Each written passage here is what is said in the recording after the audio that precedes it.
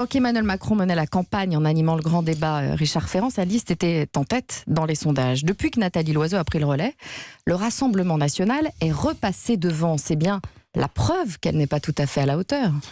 D'abord, non mais attendez, moi, je vais vous le dire gentiment, mais je ne vous permets pas de dire que Madame Loiseau n'est pas à la hauteur. Alors, ce fut une ministre, laissez-moi vous dire, ce fut une ministre des Affaires européennes de l'affiche parfaitement apte et remarquable.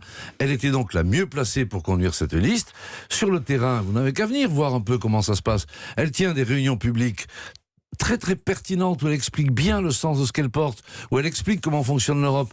Quand nous sommes allés ensemble voir des agriculteurs, que l'on a parlé de la PAC, quand elle est allée voir des pêcheurs pour justement voir les conséquences du Brexit et comment on peut les contrer, les éviter, etc. Croyez-moi, c'est quelqu'un de tenace, de compétent et dont on a besoin. Parce que pendant bien longtemps, les partis politiques ont envoyé à Bruxelles des branquignoles. C'est-à-dire ceux qui perdaient les élections en France, on les recasait.